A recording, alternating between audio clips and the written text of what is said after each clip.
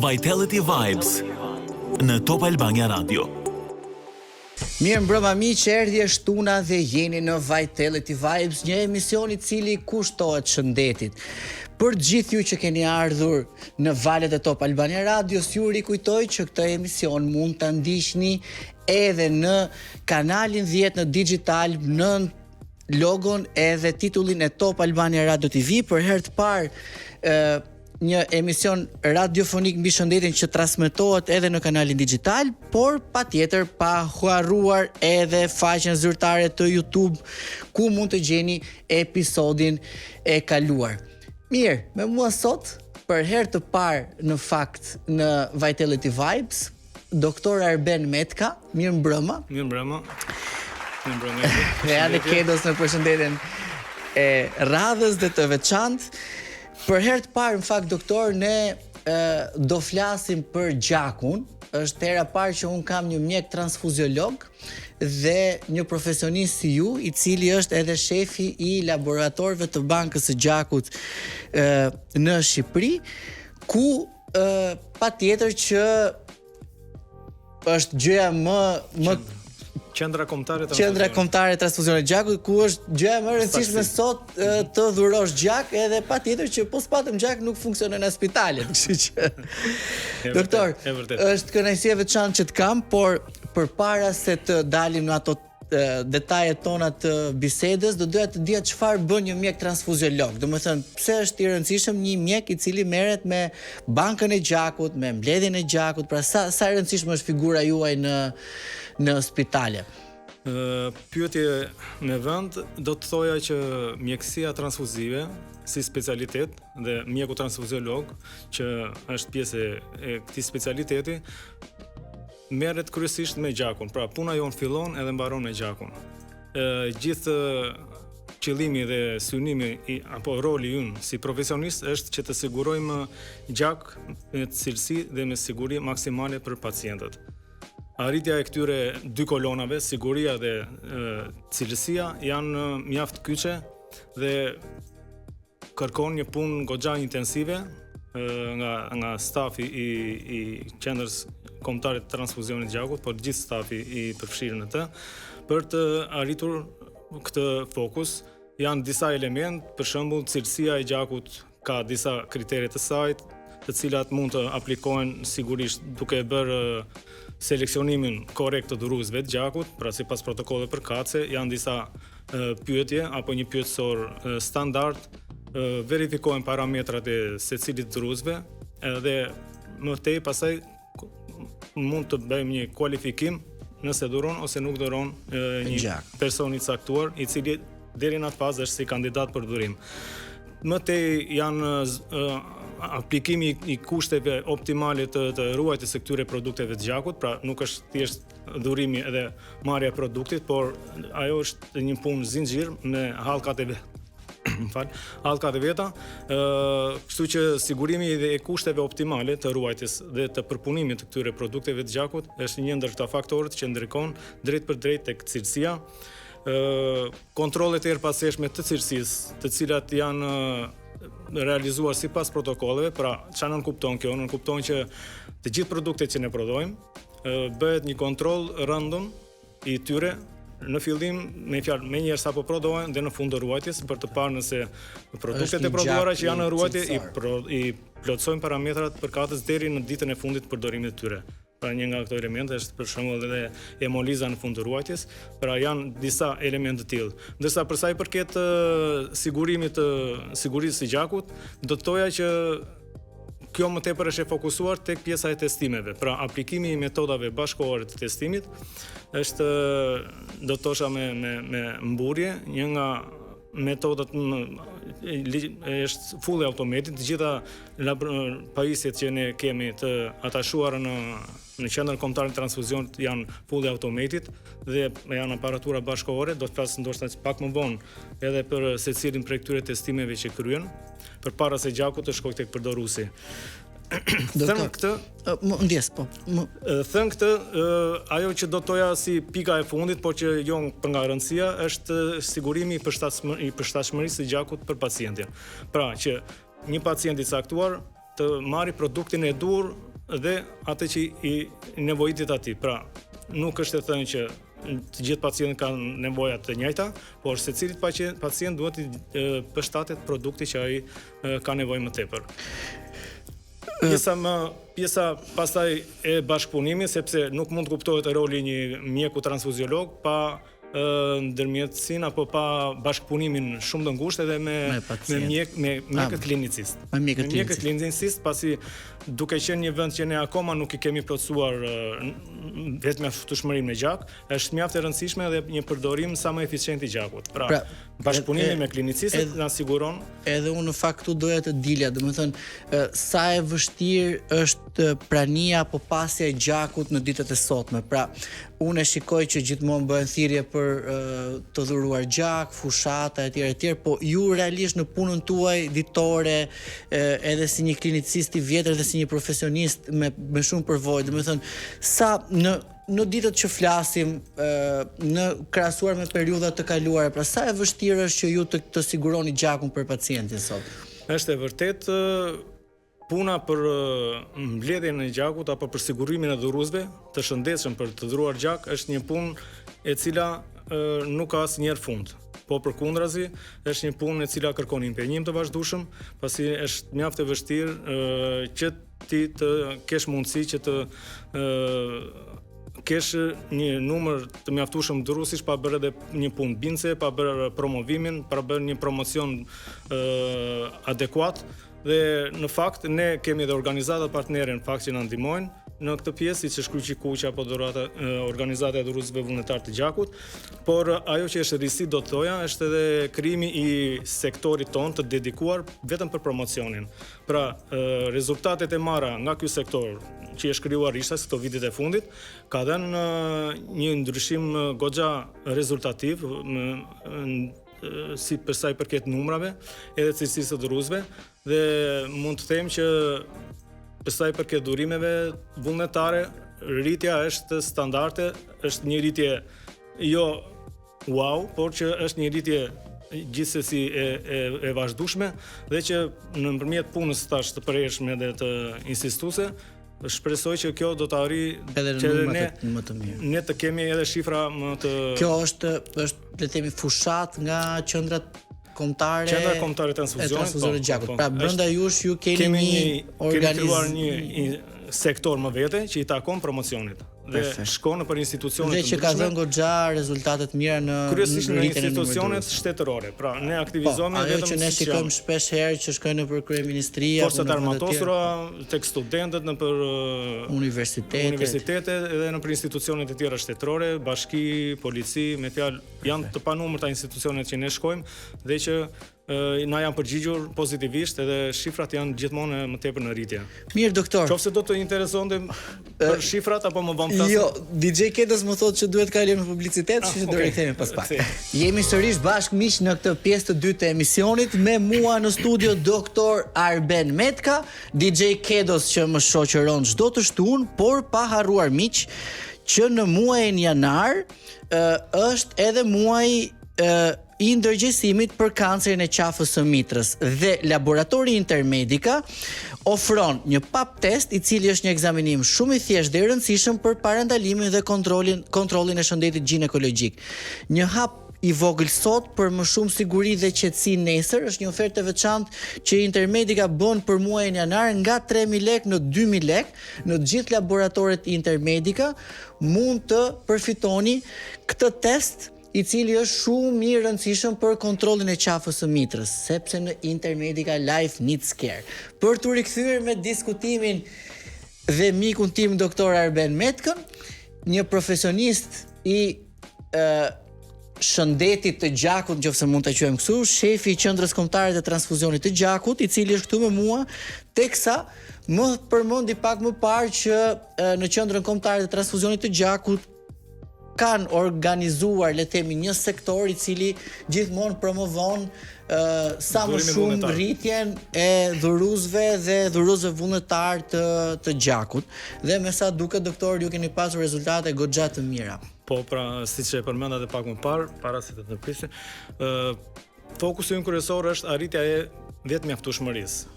Ky është qëllimi final që ne synojmë dhe që nëse do të referohemi shifrave aktualisht në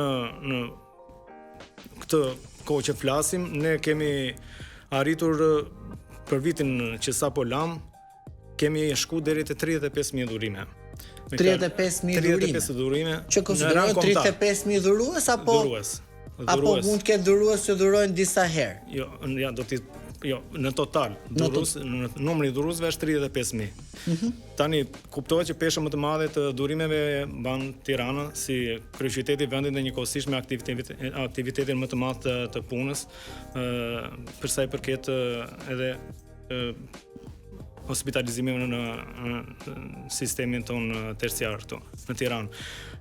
Nga këto totali dhurimeve do të veçoja 28.000 prej tyre janë vetëm për Tiranën. Pra, mendo tash diferenca është motori kryesor i dhurimit. Diferenca është pjesa tjetër e rretheve të vendit. Por prap, te këto 28.000, rreth 10.000, diçka më shumë se 10.000 janë dhurime vullnetare. Në qoftë se do të referohemi shifrave të mjaftueshmërisë, ato që ne të jemi një vend që sigurojmë gjakun në mënyrë të mjaftueshme, duhet të shkojnë mbi 20 dhurime për 1.000 banor. Mbi 20 dhurime për 1.000 banor, që ne të kemi një sasi gjaku të mjaftueshëm për popullatën, le të themi. Për popullatën. Aktualisht jemi tek shifrat 13-14 ka qenë vjet, si vjet mund të jemi diku aty te 15, me një fjalë 15-16 jemi duke u afruar drejt asaj vlere, por që prap thash, nëpërmjet punës tonë intensive, shpresojmë që shumë shpejt kjo shifër të arjet, nuk do të thoja që do kemi vetëm mjaftueshmëri me të gjitha grupet, pasi ju e dini që ka grupe të saktuara, sidomos ato me rezus negativ që her pas here krijojnë deficienca dhe nuk është se janë të disponueshëm në stok gjatë kohës, por që në terma të përgjithshëm, po të kapim këtë objektiv tek 20 themi që do të kemi një situatë më të qetë. Konsiderohet mungesë apo numri i ulët apo le të themi është e përballueshme? Pasja këtyre vlerave, domethënë në 13-15 dhurime për 1.000 banor. Duke pasur si synim edhe përdorimin me eficiencë të gjakut, pra bashkëpunimi thash me klinicistët është ai që ne duhet të na bëjë të bashkëpunojmë më shumë dhe të jemi më të impenjuar në mënyrë që të kemi edhe përkrajën e tyre, pasi edhe mjekët vetë në vetvete, pavarësisht se dhurimet familjare nuk është se janë ato që ne synojmë të rrisim, përkundrazi ne synojmë që konvertimin e dhuruesve familjar të shndrojmë në dhurues të rregullt vullnetar. Pra, kjo është një tjetër. Doktor, sa banka gjaku ka vendi ynë? Pra, nëse ne jemi në Lushnjë për shembull edhe kemi nevojë për gjak, ku e marrim gjakun? Duhet presim na vi nga Tirana apo ka edhe në vende të tjera banka gjaku? Atëherë, për sa i përket organizimit, se kjo ka të bëjë me organizimin, strukturën organizative të sistemit të qendrës kombëtare të transfuzionit, do të thosha që këtu në Tiranë kemi 5 banka gjaku. Përveç asaj që është zemra e institucionit, që është qendra kombëtare e transfuzionit të gjakut, që shërben edhe njëkohësisht si institucion reference për të gjithë Republikën. Pastaj në përreth kemi në çdo spital kemi bankat përkatëse të gjakut. Për sa i përket aktivitetit të tyre, është një aktivitet thash modest, që her pas here nuk është se ata arrin që t'i mbulojnë kanë goxha problematika më të theksuara se këtu në Tiranë dhe për këtë arsye dhe i referojnë direkt sapo vijnë raste të tilla që janë me hemorragji apo problematik për transfuzione, i referojnë këtu në Tiranë dhe normalisht na bie edhe ne pastaj bara më e madhe për të përballuar fluksin e shtuar të rrethave të tjera.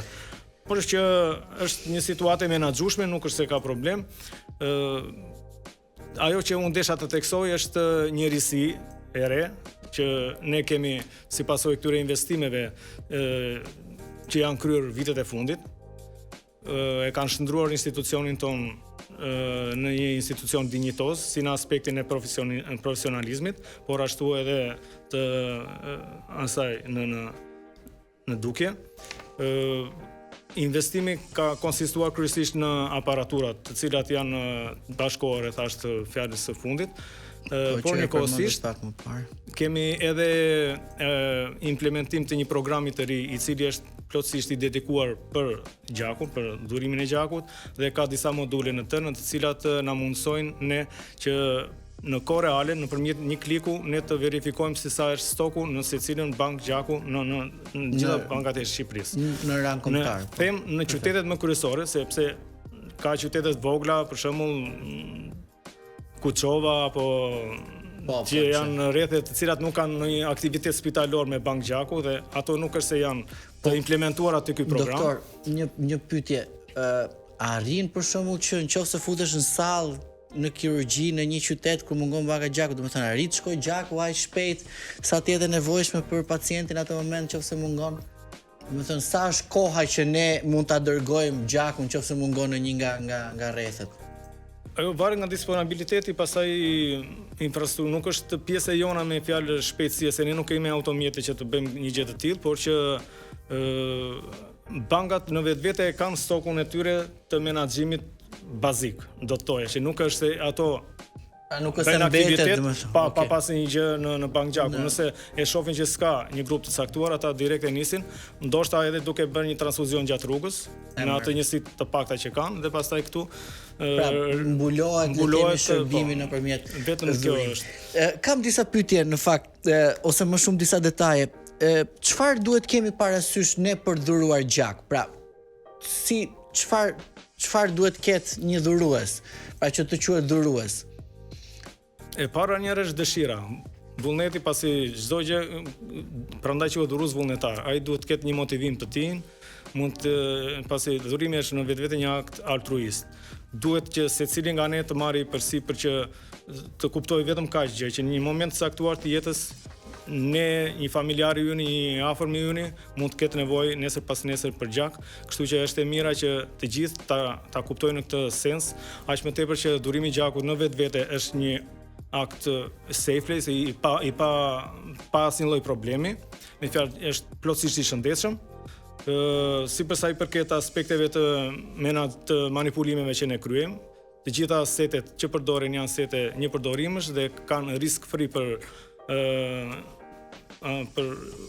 probleme të infektimit me agjentë ndryshëm infektiv. Po kriteret për dhuruesit cilat janë? Për shembull, një dhurues çfarë kriteresh duhet ketë? Patjetër që mosha, nëse do të jetë si kriter, duhet të jetë mbi 18 vjeç, mbi 18 vjeç deri në 60 vjeç. Pra, nëse i referohemi protokolleve aktuale.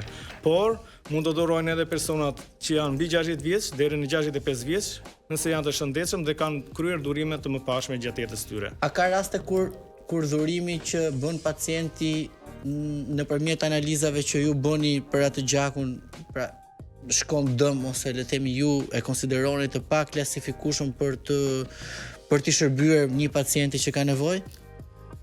E vetmja që mund të mendoj është sasia, volumi i dhurimit. Nëse ke një volum dhurimi të pakët, ai skualifikohet, nuk është se mund të përdoret. Pra ka disa kritere, volumet maksimale edhe minimale që ne i quajmë të vlefshme për të përdorur janë nga 300 ml deri në 450 ml. Këto janë volumen. Më poshtë që ai duhet të prodhoj dhuruesi, le të themi, ai duhet të japi dhuruesi. Pasi ka dhe raste që të pakta janë, por që për arsye të caktuara mund të psojnë gjendje lipotimie, më i fjalë mund të mos ndihen mirë dhe kjo mund të jetë një nga arsyet, mund të ketë arsye të tjera që nuk gjenden në venat ose arsye të tjera mund të jenë edhe po sëmundje bashkëshoqëruese apo sëmundje për shembull infektive siç mund të jenë sëmundje infektive nëse personi ka dhuruar një gjak dhe është përjashtuar, në sistem ekziston historiku i dhurimeve të tij. Pra, ky sistemi që unë përmenda më përpara, programi i ri i EMOWeb i dhurimit të gjakut, ka këtë risi në vetvete që çdo dhurues ruan historikun e tij. Dhe nëse ai është i përjashtuar për një X arsye, atëre automatikisht ndel me shitje të kush. Po gjithsesi ju bëni analiza paraprake të gjakut, ë? Do të thënë për të pasur për të kuptuar nëse ka sëmundje infektive, besoj. Analizat bëhen gjithmonë pas dhurimit. Ato që ne bëjmë përpara dhurimit janë ai seti analizave për të parë sa është vlera e hemoglobinës, sa është pensioni, që tensioni për mendimin tim nuk është një kriter shumë i domosdoshëm, por që hemoglobina është ajo që është tepër e rëndësishme, pasi në shumë raste numri më i madh i përjashtimeve në fakt që bëhen para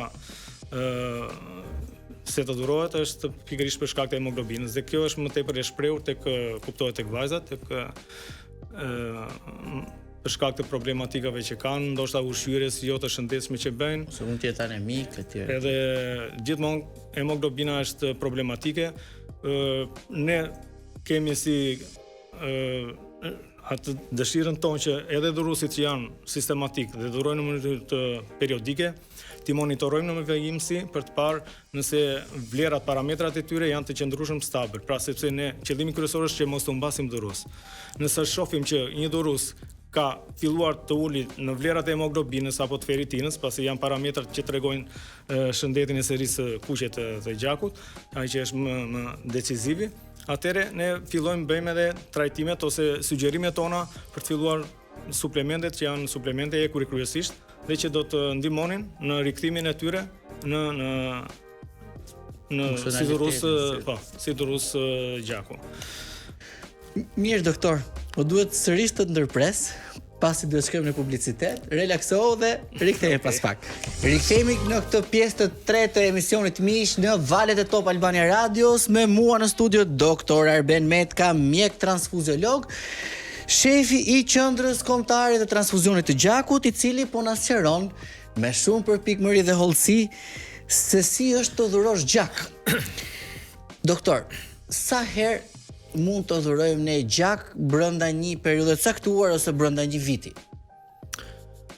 Tani, nëse do të flasim teorikisht sipas protokolleve përkatëse, një dhurues mashkull mund të japi deri në 4 herë në vit. 4 herë në vit. Pra, në çdo 3 muaj është e mundur që të dhurohet gjak ndërsa për vajzat apo gratë në përgjithësi është më e reduktuar si kohë 2 herë në vit. Kjo për shkak edhe kuptohet të problematikave që ato kanë, kështu që sidomos tek ajo që përmenda pak më përpara vlerat e hemoglobinës dhe ato duhet të monitorohen më me rigorozitet për të pasur një dhurues të shëndetshëm që ne mos. Çfarë na tregon kjo hemoglobina, pse është parametër kaq i rëndësishëm doktor? Hemoglobina është shumë e rëndësishme pasi arsyeja që ti dhuron gjak është pikërisht për të dhuruar për të dhënë një pacienti i cili ka nevojë për të. Pra, vlerat e hemoglobinës duhet të jenë të larta që të sigurojnë edhe eficiencë gjatë transfuzionit tek një pacient i saktuar. Dhe ç'a bën realisht në gjak në trup pra? Nëse dikush nuk i ka parametrat që do të thoja minimale tek femrat janë 12.5, ndërsa tek meshkujt janë 13.5, pra këto janë si vlera minimale. Nëse do të jenë më poshtë tyre, nuk është se nuk mund të dhuroj, por pas dhurimit do të ketë një rënje akoma të mëtejshme të hemoglobinës dhe kuptohet që ne duke qenë se kërkojmë një dhurues të shëndetshëm, kemi caktuar këto kritere strikte që asnjë dhurues nën këto vlera të mos dhurojë gjak, pasi në një farë mënyrë dëmtohet në thonjza, dëmtohet pra shëndeti është diçka e rikuperueshme, pasi duke marrë suplementet përkatës në një kohë të shkurtër ajo mund të rikuperohet, por që është e rëndësishme që të mos kalojmë në ato nivele. Tani tek dhuruesit ju thatë që dhurohet gjak patjetër, po tek dhuruesit në informacionet e mia unë di që ka njerëz që dhurojnë element të veçantë të gjakut. Pa dikush dhuron piastrina, dikush dhuron plazëm, dikush dhuron nuk e di sa i saktë jam në këtë, por aktualisht kjo kisha fjalën, kjo e rrit numrin e dhurimit apo mbetemi prap në këto raporte 4 raporte në vit për meshkujt dhe 4 dhurime dhe 2 për femrat. Atëre dhurimi me aferezë apo siç njihet nëpërmjet jo dhurimi gjakut të plot, është një mënyrë tjetër dhurimi, por që në Shqipëri nuk është se është aplikuar për momentin. Arsyeja kryesore është për vetë faktin që ne si populatë, si shqiptar në vetvete jemi pak tipa jo të dhuruar, në kuptimin që ajo është një procedurë e cila zgjat. Pra nëse ti do të dhurosh plazëm, vetëm plazëm, ajo mund të shkojë mbi 30 minuta. Ndërkohë që aktualisht duke dhënë gjak të plot me një 10 minutin, ata fillojnë her pas here mbaroj, ti ikim, mos ti ikim, me këto janë ndoshta ato që ne nuk jemi gati për këtë lloj qasje, për të bërë durime me aferezë. Ajo që është pozitive tek durimi me aferezë është për pacienti që do të marrë gjakun. Pra, sidomos kur ti bën pul apo trombocite nga puli në përgjithësi ne e bëjmë nga disa durus bashk, ndërsa nëse do të durohet trombocite nga një durusi vetëm, atëherë kjo është shumë pozitive për të mos ekspozuar pacientin ndaj antigeneve të ndryshëm që mund të jenë nga 5 durush. Po ju mund ta ndani më pas në element të tillë gjakun e dhurusit apo nuk apo thjesht e mblidhin dhe e lini ashtu? Gjaku është industri më vete, pastaj përpunimi i tij. Pasi gjaku i plot kalon pastaj në disa etapa të tjera që janë ato të prodhimit të produkteve të tij. Me fjalë, produktet e gjakut janë ato që ne bëjmë, janë masa eritrocitare që ka thjesht eritrocitet. Dhe këto do të jenë ose të filtruara paraprakisht, pra varet nga mënyra e setit të dhurimit që ti ke përdorur, ose eritrocite pa pjesën e bafikotit, ke plazmën, e cila do të jetë freskët e ngrirë ose plazmë e ngrirë, të janë gjëra teknike. Kemi edhe trombocitet ose plaksat që njihen, që janë një faktor shumë i rëndësishëm në ndalimin e hemorragjive. Pra, personat që kanë hemorragji të shprehur kanë edhe vlera të ulta të trombociteve, transfuzioni këtyre është jetës. Doktor, një pyetje të fundit para se të kalojmë në reklam. A ekziston gjaku blu? Gjaku blu është ndoshta si tip legjende, po që kam përshtypjen përdoret më tepër për personat me rezus negativ. Gjaku blu ose gjaku arian, që njihet edhe kjo si terminologji, gjak arian. Por që kryesisht unë mendoj që i referohet nga që është i rrallë. Gjaku në vetë nuk është se ka të ngjyrën blu, po është një ngjyrë e errët. Po bluja kryesisht kam përshtypjen referohet të rezusit negativ. Që është gjaku i rrallë. Negativ që është gjak i rrallë. Mirë doktor, të falenderoj për përgjigjen, do rikthehemi pas pak, duhet të shkojmë në publicitet. Rikthehemi në këtë pjesë të fundit të emisionit miq, në valët e Top Albania Radios, në Vitality Vibes, doktor Arben Metka, mjek transfuziolog, teksa po flasim për gjakun e rrallë, ato që quhet gjaku mbretëror ose gjaku blu, dhe doktori na shpjegon që është i rrallë sepse ndryshon pikërisht rezusi. Doktor, po kur ne kemi nevojë për këtë gjakun mbretëror dhe nuk e gjejmë, si bëhet hallit? Në situata shumë të rralla mund të ndodhi, por nëse do të ndodhi, gjithmonë ne kemi një lloj vlerësimi paraprak që bëjmë, që kontingjenti personave që mund të transfuzohen me gjak tjetër përveç atij rezus negativ, të jetë me një dëm sa më minimal. Në kuptimin që kryesore është që të përjashtohet nga ky kontingjent gjithë pjesa e femrave, të cilat janë në moshë fertile. Kjo është gjëja kryesore, dhe personat kandidat të cilët mund të trajtohen në raste shumë ekstreme, thash, me gjak rezus pozitiv, por gjithmonë duke bërë një test kumsi dhe pajtueshmërinë paraprake, pasi asnjëherë nuk mund të transfuzohet pa bërë këto dy lloj testimesh.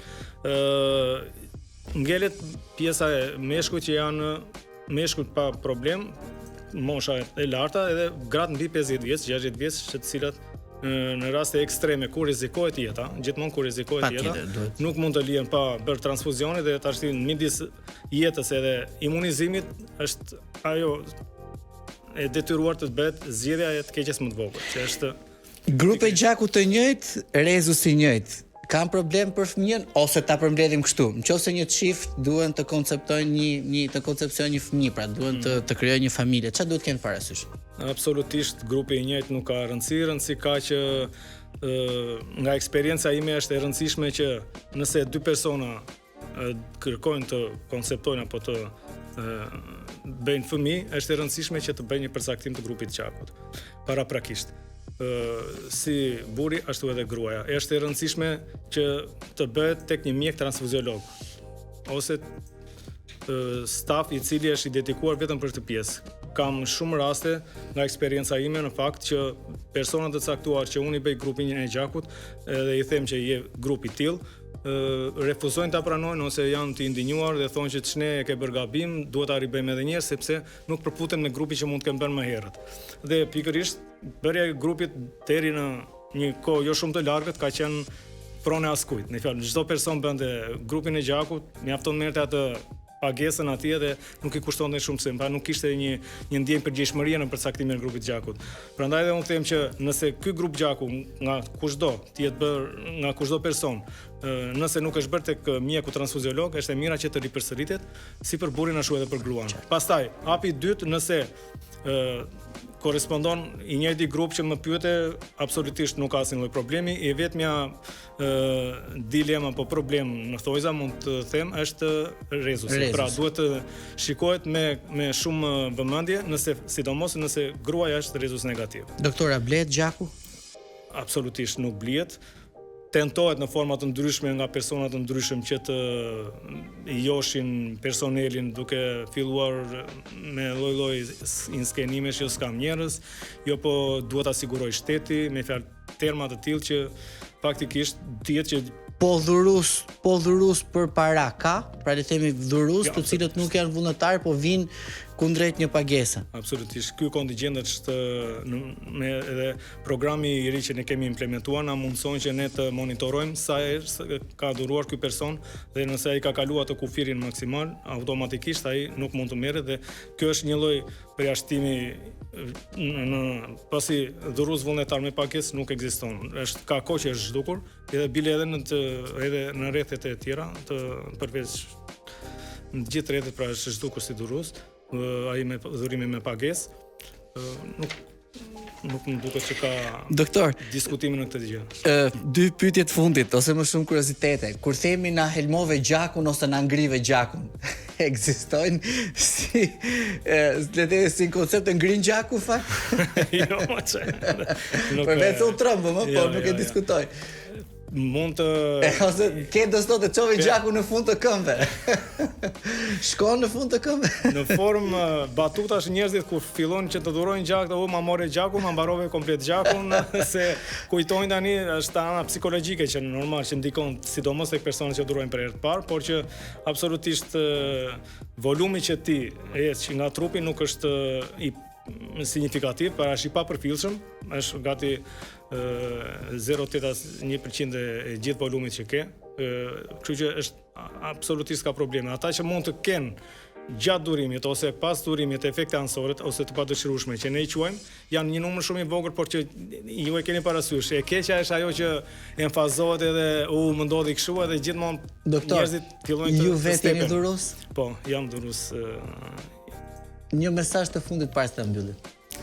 Mesazhi i fundit ka të bëjë pikërisht me ftesën e të gjithë popullatës që të sensibilizohen në një masë akoma më të angazhohen në durimin vullnetar të gjakut, pasi është jetik nëpërmjet durimit që ata do të kryejnë, nuk shpëtojnë vetëm 1, por 3 jetë, pasi duke marrë pacientin e caktuar, produktin e caktuar, ti arrin të shpëtosh 3 jetë. Kështu që i bëj thirrje të gjithë njerëzve që të motivohen më tepër, është absolutisht e padëmshme për shëndetin, është një procedurë shumë e thjeshtë, seleksionimi që kryhet, koha që ju merr është fare e papërfillshme, duke përfshirë një 10 minutë të intervistës, 10 minutë në durimit, edhe ta supozojmë një 10 minutë tjetër pas durimit që duhet të jesh në nënvëzhgimin e specialistëve, absolutisht nuk është. Kështu që me 30 minuta nga koha juaj keni zgjidhur 3 jetë, plot 3 jetë. Keni shpëtuar 3 jetë. Doktor,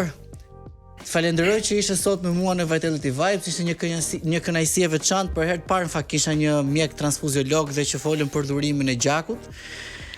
Faleminderit dhe ju për ftesën, ishte kënaqësi.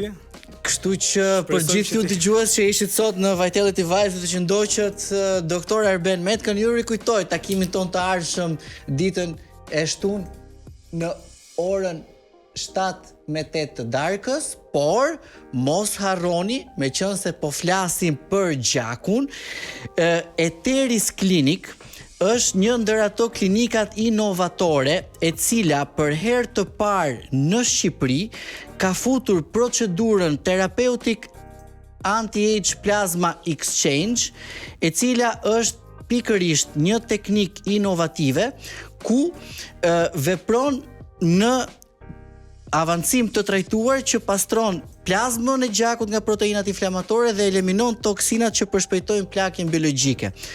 Gjithashtu është një trajtim i cili vepron në nivel qelizor, ndihmon në uljen e inflamacionit kronik, rrit energjinë dhe gjithashtu forcon imunitetin duke siguruar mbështetjen më të madhe të jetëgjatësisë. I përdorur prej vitesh, tani është edhe në Shqipëri, është një ndër terapitë e cila konsiderohet më të avancuara për rigjenerimin biologjik dhe jetëgjatësinë. Në Eteris Clinic e cila është Day Hospital, mund ta kontaktoni në 069 966 56. Mos i mungoni shëndetit rigjenerimin qelizor me Anti-Age Plasma Exchange. Natë në mirë, mirë dëgjofshim të shtunën e ardhshme, deri atëherë mos harroni shëndeti është gjithmonë i pari.